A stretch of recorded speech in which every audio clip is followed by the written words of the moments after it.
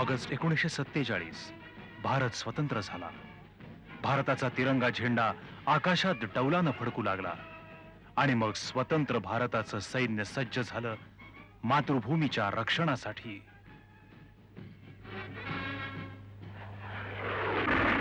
स्वतंत्र भारताच्या सैनिकांनी समर्थपणे परतून लावले हल्ले स्वातंत्र्याच्या शत्रूंचे आणि जपलं अनेक वर्षानंतर मिळवलेलं आपलं स्वातंत्र्य.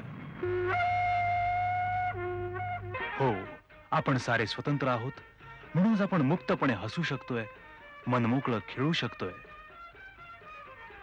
साजरे करू शकतोय उत्सव आणि सोहळे आपापल्या मर्जीप्रमाणे, व्यक्त करू शकतोय आनंद मोकळेपणाने. 50 वर्ष झाली स्वातंत्र्य मिळाल्याला. स्वातंत्र्य धर्माचं, स्वातंत्र्य विचारांचं, स्वातंत्र्य मुक्त जगण्याचं, स्वातंत्र्य प्रगतीचं, स्वातंत्र्य विकासाचं. आज आपण स्वतंत्र आहोत, पण 50 वर्षांपूर्वी नव्हतं हे स्वातंत्र्य आणि नव्हता हा मुक्तपणा. 1857 ते 1947 तब्बल 90 वर्षांचा काळ. या 90 वर्षात स्वातंत्र्याच्या मूलभूत हक्कांसाठी खंडप्राय भारत देशानं एक तेजस्वी लढा दिला. देशप्रेमानं झपाटलेल्या तरुणांना तुरुंगाची भीती वाटली नाही, फाशीच्या दोराचं भय त्यांनी बाळगलं नाही.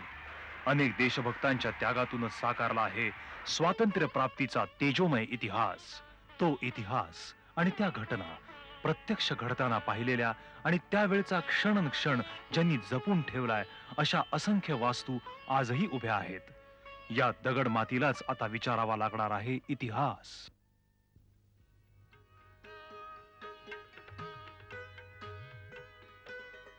मी आजचं ऑगस्ट क्रांती मैदान, त्यावेळेचं माझं नाव होतं गोवालिया टँक मैदान.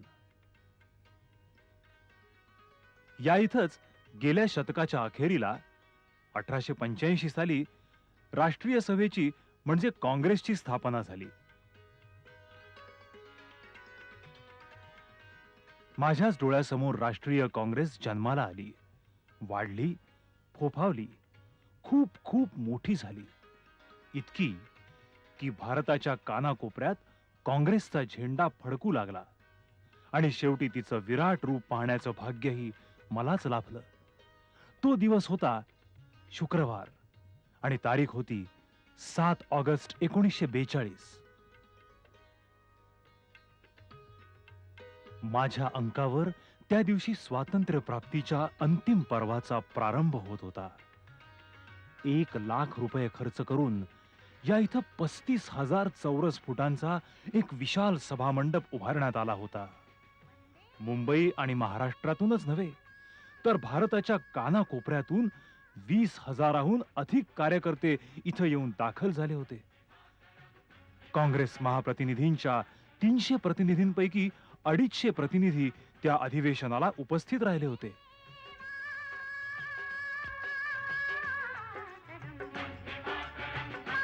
काँग्रेसचे नेते सभामंडपाच्या दिशेने येत होते आणि कार्यकर्त्यांचा उत्साह द्विगुणित होत होता. घोषणा, जय जयकाराचा आवाज माझ्या चोहोबाजूला निनादत होता. अधिवेशनातल्या निर्णयाकडे संपूर्ण जगाचं लक्ष लागलेलं होतं. अधिवेशनाची व्यवस्था पाहण्यात 3000 स्वयंसेवक गर्क होते. दुपारी 2:30 वाजता अधिवेशनाची सुरुवात झाली. काँग्रेसचे अध्यक्ष अब्दुल कलाम आझाद आपल्या भाषणात निर्भीडपणे म्हणाले, हिंदुस्थानचं स्वातंत्र्य आणि हिंदुस्थाननं युद्धात सरकारला मदत करणं या दोन्ही प्रश्नांचा एकाच वेळी निर्णय झाला पाहिजे. ब्रिटनने हिंदुस्थानला स्वातंत्र्य दिल्याचं जाहीर करावं. आम्ही तात्काळ हिंदुस्थान युद्धात सामील झाल्याची घोषणा करतो. ब्रिटनचा आमच्यावर विश्वास नसेल तर आमचाही त्यांच्यावर विश्वास नाही. दुसऱ्या दिवशी 8 ऑगस्टला पुन्हा अधिवेशन सुरू झालं. त्यावेळी ठरावाबद्दल पंडित जवाहरलाल नेहरूंनी सांगितलं, छोडो भारतचा हा ठराव पास होईल तेव्हा तो केवळ काँग्रेसच्या महासमितीचा निर्णय राहणार नाही, तर तो सर्व भारतीयांचा नव्हे तर जगातल्या सर्व पीडित आणि दुःखित जनतेच्या भावनांचं आणि आकांक्षांचं प्रतीक बनलेला असेल. वंदे मातरमच्या घोषणा सुरू असतानाच महात्माजींच्या मुख्य भाषणाला सुरुवात झाली आणि मी जीवाचे कान करून ऐकू लागलो. भारतीय जनतेला बापू म्हणाले, आजपासून आपण स्वतंत्र झालो आहोत असं तुम्ही समजा. आता तडजोड नाही. मी सरकारकडे आता फक्त एकच गोष्ट मागणार आहे, मायभूमीचं स्वातंत्र्य. मी तुम्हाला एक मंत्र देतो, तो आहे करेंगे या मरेंगे. मी खातो पितो श्वास घेतो ते गुलामीच्या बेड्या तोडण्यासाठी. आपल्याला स्वातंत्र्य मिळवायचं आहे, एकतर स्वतंत्र होऊ किंवा मरून जाऊ. 2.5 तास चाललेल्या बापूजींच्या भाषणाचा शब्दन शब्द आजही मला जसाच्या तसा आठवतो. नेत्यांचा निर्धार, जनतेचा विश्वास आणि कार्यकर्त्यांचा उत्साह सगळं आठवतंय. त्या जल्लोषाचे प्रतिसाद ऐकत असतानाच रात्र संपली. रविवार उजाडला. काँग्रेसचे अध्यक्ष मौलाना अब्दुल कलाम आझाद यांच्या हस्ते तिरंगा ध्वज फडकवण्याचा कार्यक्रम ठरला होता. पण काँग्रेसचे नेते कुठंच दिसत नव्हते. माझं मन थरथरलं. काय झालं असेल असा प्रश्न मनात आला आणि मी चारही दिशांकडे भिरभिरत्या नजरेनं पाहिलं. तेवढ्यात हजारो कार्यकर्ते माझ्या दिशेने येताना दिसले. त्यांच्या चालण्यात जोश होता, त्यांच्या चेहऱ्यावर भीतीचा लवलेशही नव्हता. सर्वांच्या पुढे अरुणा असफली होत्या. त्यांनीच तिरंगा ध्वज फडकावला आणि काँग्रेसच्या नेत्यांना सरकारनं अटक केल्याची माहिती दिली. माझ्या काळजात खोल खोल खड्डा पडला. लोकांना पांगवण्यासाठी पोलिसांनी लाठी हल्ला सुरू केला. शरीरावर लाठ्या पडत असतानाही आंदोलक तिरंगा हातचा सोडत नव्हते. अश्रुधुरांच्या नळकांड्या फुटू लागल्या. माणसांच्या आरोळ्या आणि आक्रोशानं सगळा आसमंत भरून गेला. परकीय सत्तेचा तो क्रूरपणा पाहून माझ्या डोळ्यातून अश्रू ओघळू लागले. सगळं शांत झालं तेव्हा माझ्या मनात एकच प्रश्न होता, सरकारनं सगळ्या नेत्यांना कुठं बरं डांबून ठेवलं असेल? त्यांना मुंबई बाहेर नेण्यासाठी खास आगगाडीची व्यवस्था करण्यात आली होती.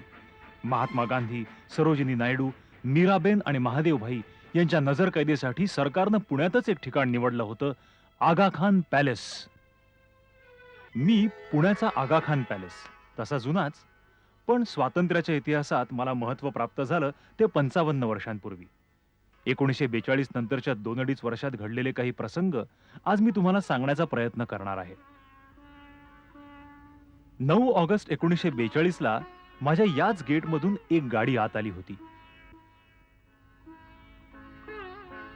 2 स्त्रिया आणि 2 पुरुष त्या गाडीतनं खाली उतरले. 75कडे झुकलेल्या, पंचा नेसलेल्या आणि काठीचा आधार घेऊन चालणाऱ्या त्यांच्यातल्या महापुरुषाच्या दर्शनानं मी भारावून गेलो. त्या चौघांच्या येण्यामुळं एकाकी जीवन जगणाऱ्या मला खूप खूप बरं वाटलं. महात्माजींचं वेगळेपण मला पहिल्याच दर्शनात जाणवलं, भावलं. त्यांच्या नजरेतली दयार्द्रता माझ्या मनाला स्पर्शून गेली. त्या चौघांना या इथं बंदिवान म्हणून आणले तेव्हा माझीच मला चीड आली, पण मग मीच मला सावरलं. महात्माजींच्या स्वभावाचे, वागण्याचे अनेक कंगोरे मी अगदी जवळून पाहिलेत. इथं आल्या दिवसापासून गांधीजी अस्वस्थ होते. ते शरीरानं इथं असले तरी मनाने मात्र बाहेरच्या जगातच वावरत होते. करोडो भारतीयांचा विचार करत होते. त्यांच्या नजरेसमोर एकच ध्येय होतं, स्वातंत्र्य. आपल्या देशाचं स्वातंत्र्य. आपली मतं, आपले विचार गांधीजी व्हाईसरॉयला पत्रातून कळवत होते. भारतीयांच्या मनातली इच्छा, त्यांच्या आशा आकांक्षा गांधीजींच्या पत्रातून व्हाईसरॉयपर्यंत पोहोचत होत्या. नेत्यांना अटक केल्यानंतर चले जावचं आंदोलन थांबेल हा सरकारचा अंदाज साफ खोटा ठरला. करेंगे या मरेंगे या गांधीजींच्या संदेशानं जनतेमध्ये चैतन्य निर्माण केलं होतं. लोक सर्व शक्तीनिशी सरकारशी लढत होते, स्वातंत्र्याची मागणी करत होते. शाळकरी मुली प्राण तळहातावर घेऊन मोर्चा काढत होत्या. पोलिसांच्या संगीनी आणि त्यांच्या बुटांचा खडखडाट आंदोलकांना घाबरवू शकला नाही की थांबवूही शकला नाही. महादेवभाई देसाई हे अनेक वर्षापासूनचे गांधीजींचे सेक्रेटरी होते. तसं पाहिलं तर ते गांधीजींचे पट्टशिष्यच मानले जात. गांधीजींच्या आयुष्यातील अनेक भलेबुरे प्रसंग त्यांनी जवळून पाहिले होते. अनेक आंदोलनात त्यांनी गांधीजींच्या बरोबरीने भाग घेतला होता. छोडो भारत चळवळीत सहभागी झाल्याची शिक्षा म्हणून त्यांना माझ्या या दालनात नजरकैदेत ठेवण्यात आलं होतं. नजरकैदेत असल्यामुळं माझ्या आवारात ते बापूंबरोबर फिरायला जाऊ शकत होते. त्यावेळी त्यांच्या मनातला इंग्रज सरकारबद्दल असलेला राग ते बापूंना बोलून दाखवत. स्वातंत्र्याच्या आंदोलनाबद्दलची आपली मतं बापूंसमोर आग्रहानं मांडत. चले जाव आंदोलन दडपण्यासाठी सरकारनं केलेल्या कारवाईबद्दल ते पोटतिडकीनं बोलत. आंदोलन करण्याचा देशवासियांचा हक्क हिरावून घेतला जातोय याचीच त्यांना चीड होती. आता आंदोलन थांबणार नाही असं बापू महादेवभाईंना सांगत. पण जनतेनं आता आंदोलन तीव्र करून सरकारला जाब विचारायला हवा असं महादेवभाईंचं मत असे. अशा वेळी स्वातंत्र्य दिल्याशिवाय सरकारला पर्याय नाही हे गांधीजी त्यांना ठामपणे सांगत. कुणीही कुणाचा अन्याय सहन करता कामा नये, अन्यायाचा जाब विचारायलाच हवा अशा मताच्या महादेवभाईंनी इथल्या अधिकाऱ्याकडे हक्काच्या वर्तमानपत्राची मागणी करायचं ठरवलं. वर्तमानपत्र न देण्याचं कारण विचारताच गोऱ्या अधिकाऱ्यानं उद्धट उत्तर दिलं. त्यानं महादेवभाईंचाच नव्हे तर भारत मातेचाही अपमान केला. त्यामुळे महादेवभाई भडकून उठले. त्यांचा आवाज वाढला, रागानं शरीराला कंप फुटला आणि त्यांच्या काळजात कळ आली. क्षणार्धात महादेवभाई खुर्चीत कोसळले. त्यांना हृदयविकाराचा झटका आला होता. सगळा प्रसंग प्रत्यक्ष पाहणाऱ्या सरोजिनी नायडू धावत गांधीजींच्या खोलीत आल्या. सूत कताई थांबून बापू महादेवभाईकडे निघाले. पण गांधीजी येण्याआधीच सगळं संपलं होतं. महादेवभाईंनी जगाचा निरोप घेतला होता. बापूंच्या डोळ्यातून अश्रू वाहू लागले. महादेवभाईंच्या अचेतन देहाकडे पाहून गांधीजी म्हणाले, महादेव, तू माझ्यापेक्षा वयानं लहान. मला वाटलं होतं तू माझं उत्तर कार्य करशील, पण नियतीनं ती वेळ माझ्यावर आणली. महादेवभाई आणि गांधीजींचं नातं पिता पुत्राचं होतं. बापूंना जेव्हा सांगितलं गेलं की महादेवभाईंच्या शवाला अग्नी देण्यासाठी बाहेरून ब्राह्मण बोलावलाय, तेव्हा ते म्हणाले, बाप कधी आपल्या मुलाचं प्रेत परक्या लोकांच्या ताब्यात देईल का? महादेव मला पोटच्या मुलाहून अधिक होता. त्याचं शेवटचं क्रियाकर्म मीच करणार आहे. कार्यकर्त्यांनी बापूंना सांगितलं की सरकार म्हणतंय की कोणत्याही कामासाठी ते त्यांना तुरुंगाच्या बाहेर पडायला देणार नाहीत. तेव्हा बापूंनी महादेवभाईंच्या शवाला इथंच मंत्राग्नी देण्याचं ठरवलं. सरकारनं गांधीजींची विनंती मान्य केली. माझ्याच आवारात गांधीजींनी स्वतः चितेला अग्नी दिला.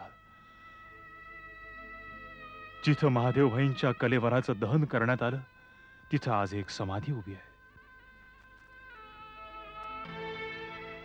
पुढे गांधीजींना वर्तमानपत्र मिळू लागली. त्यांना भारतभरच्या बातम्या कळू लागल्या. चले जाव आंदोलन भारतभर वेगानं पसरत होतं. आंदोलन चिरडण्यासाठी सरकारनं दडपशाही सुरू केली होती. लोक निर्भीड झाले होते. त्यांना फक्त स्वातंत्र्य हवं होतं. जनतेवरचे अत्याचार बंद व्हावेत यासाठी महात्माजींनी इथून व्हाईसरॉयशी पत्रव्यवहार सुरूच ठेवला होता. तसंच मुंबईचे गव्हर्नर सर रॉजर यांनाही गांधीजींची पत्र जात होती. पण लोकांवरचे अत्याचार थांबले नाहीत, म्हणून 29 जानेवारी 1943 रोजी आपला उपोषणाचा निर्णय त्यांनी कळवला.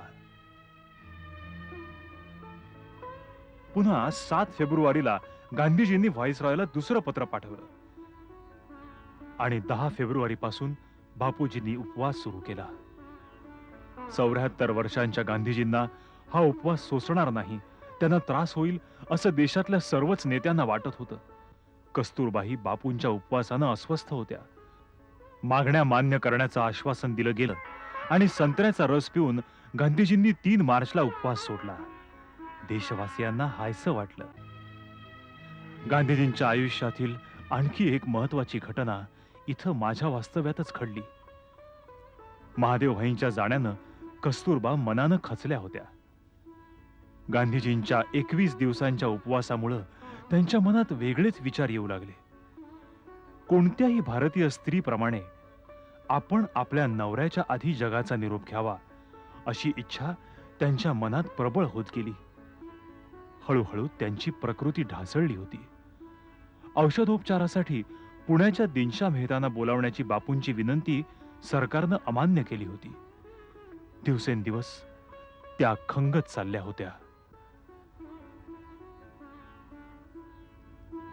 त्या रात्री कस्तुरबा खूपच अस्वस्थ होत्या. त्यांना वाचवणं आता देवाच्याच हाती आहे हे गांधीजींनी ओळखलं. बापू कस्तुरबांच्या उशाशी बसून होते.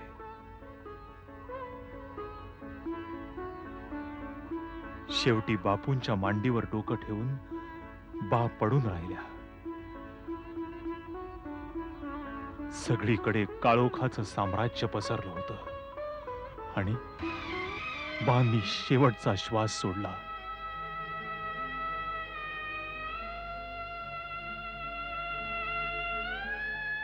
22 फेब्रुवारी 1944 रोजी स्वातंत्र्य समरातील एक सैनिक शांत मनानं निजधामास केला. बापूंच्या प्रत्येक कार्यात आणि संसारात साथ देणाऱ्या बांच्या आठवणींनी बापूंभोवती फेर धरला होता.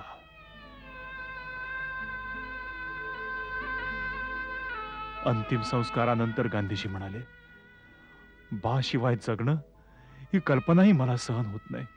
तिच्या मृत्यूमुळे निर्माण झालेली पोकळी कशानंही भरून येणार नाही. कस्तुरबांच्या मृत्यूनंतर 2.5 महिन्यातच 6 मे 1944 रोजी सरकारनं गांधीजींची बिनशर्त सुटका केली. गांधीजी एकटेच निघाले. महादेव भाई आणि कस्तुरबांची स्मृती मागे ठेवून. गांधीजींना जे मिळू शकत नव्हतं ते मला लाभलं होतं. महादेव भाई आणि कस्तुरबांचं कायमचं सान्निध्य.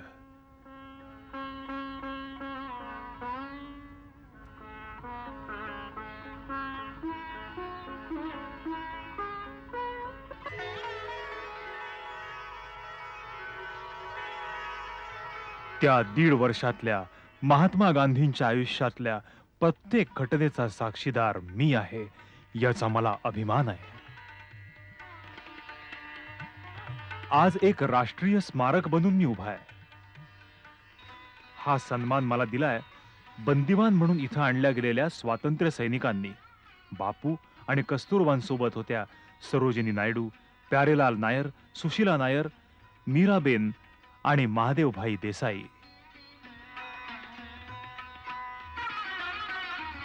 बापू आणि कस्तुरबांच्या सहवासाचा सुगंध आजही या दालनात दरवळतोय. हीच ती बा आणि बापूंची खोली. बापूंच्या वापरातल्या वस्तूंची आज या दालनात नीटपणे मांडणी केली आहे. कित्येकदा त्या निर्जीव वस्तूही सजीव होऊन काळाची पानं उलटवून मला भूतकाळात नेतात. ही महादेवभाईंची खोली. महादेवभाई एक सच्चा मित्र, प्रामाणिक कार्यकर्ता आणि निर्भीड स्वातंत्र्य सैनिक. गांधीजींची सावली बनून वावरणाऱ्या या माणसानं देशासाठी खूप मोठा त्याग केला. ही खुर्ची त्यांच्या त्यागाची साक्षीदार आहे. अशा कितीतरी प्रसंगांची स्मृतिचित्र मी माझ्या या वास्तूत जपून ठेवली आहेत. भविष्यातल्या पिढीला देशभक्तांचा त्याग दाखवण्यासाठी आणि त्यांना घडवण्यासाठी.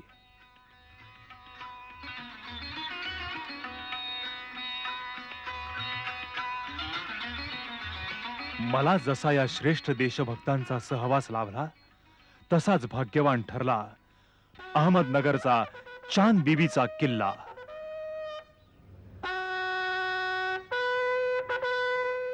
भारताच्या स्वातंत्र्यासाठी चाललेल्या चळवळींच्या आणि आंदोलनाच्या वार्ता माझ्या कानी यायच्या आणि मलाही वाटायचं आपण या मातृभूमीच्या स्वातंत्र्य युद्धाचं साक्षीदार व्हायला हवं.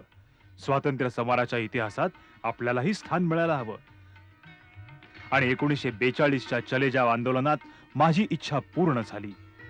मुंबईतल्या गोवालिया टँक मैदानावर चले जाव आंदोलन सुरू झालं आणि सरकारनं नेत्यांना अटक करून मुंबई बाहेर नेलं. बापू, महादेवभाई, मीराबेन, सरोजिनी नायडू यांना आगा खान पॅलेसमध्ये ठेवण्यात आलं. बाकी सर्व नेत्यांना इथं माझ्याकडे आणण्यात आलं. माझ्या प्रवेशद्वारामधून बंदिवान म्हणून आत आणल्या जाणाऱ्या त्या लोकनेत्यांच्या दर्शनानं मी तर भारावून गेलो होतो. निश्चयी पावलं टाकत एक एक जण आत येत होते. सरदार वल्लभभाई पटेल, मौलाना आझाद, बॅरिस्टर असफ अली, हरेकृष्ण मेहताब, डॉक्टर सय्यद महमूद, शंकरराव देव, आचार्य नरेंद्र देव, आचार्य कृपलानी, डॉक्टर सीतारामैया, डॉक्टर प्रफुल्ल घोष,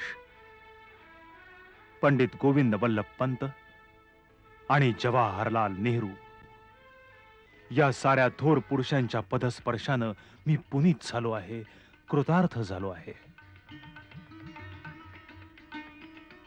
तसा मलाही इतिहास आहे 450 वर्षांचा. माझी उभारणी झाली 1490 साली अहमद निजामशहाच्या काळात. तेव्हापासून इथं घडलेली प्रत्येक घटना मी पाहत आलोय.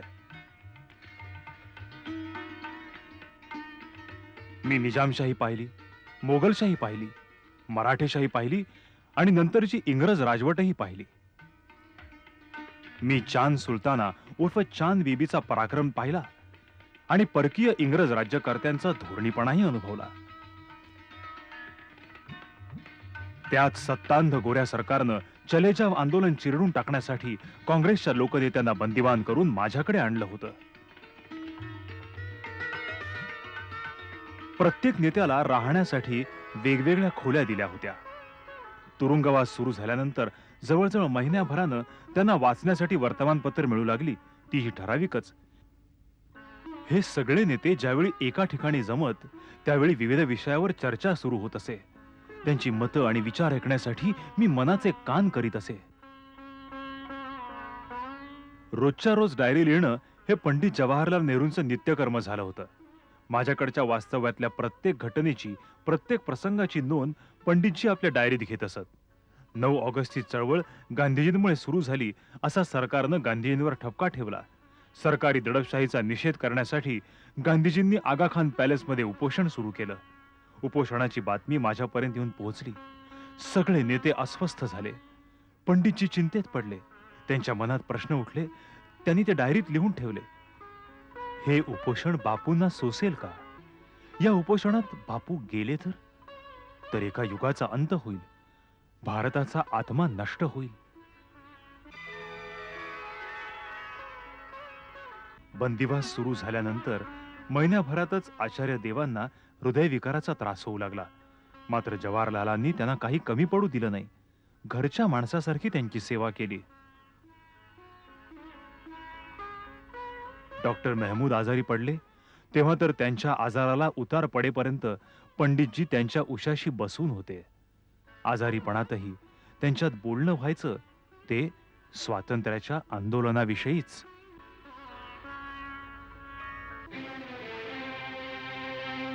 आणि कस्तुरबा गेल्याची बातमी माझ्यापर्यंत येऊन थडकली.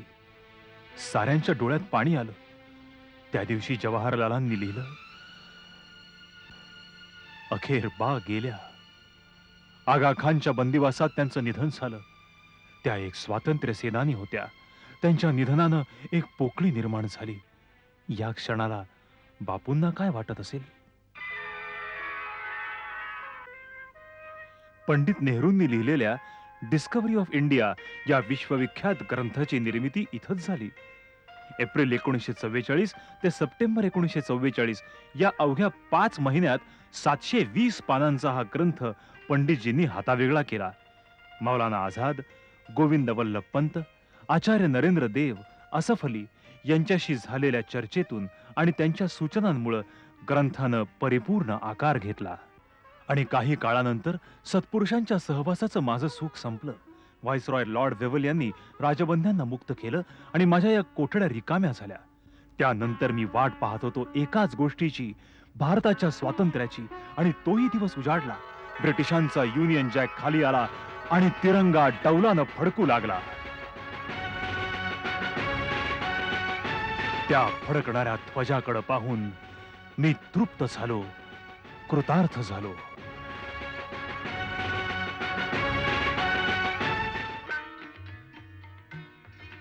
55 वर्षांचा काळ लोटला. देश बदलला, जग बदललं. तशाच ज्या खोल्यात राहून देशभक्त नेत्यांनी बंदिवास भोगला, त्या माझ्या आवारातल्या खोल्याही बदलल्या. आज या खोल्या बंदिशाला नाहीत, तर या खोल्या आहेत स्मृती दालनं. ही जवाहरलालजींची खोली, पंडितजींच्या व्यक्तिमत्वाचं जणू काही हे प्रतिबिंबच आहे. आखीव रेखीव आणि नीटनेटकं. आज एखाद्या एकांत क्षणी या दालनात ध्वनीत होणारे पंडितजींचे शब्द, पंडितजींचे विचार मला स्पष्ट ऐकू येतात. पंडित जवाहरलाल नेहरू केवळ जनतेचे पुढारी नव्हते, तर ते होते एक इतिहास संशोधक. त्यांनी जाणीवपूर्वक पाहिली आपली संस्कृती आणि आपला इतिहास. त्यातूनच माझ्या या दालनात जन्माला आला डिस्कव्हरी ऑफ इंडिया. जगात मान्यता पावलेल्या या साहित्य कृतीचा मला सार्थ अभिमान वाटतो. आणि आज या आठवणींचा खजिना घेऊन मी उभा राहिलोय. त्या आठवणी, त्या कथा, ते विचार मी सांगणार आहे, आणि माझी खात्री आहे त्या इतिहासातूनच उद्याचा भारत घडणार आहे.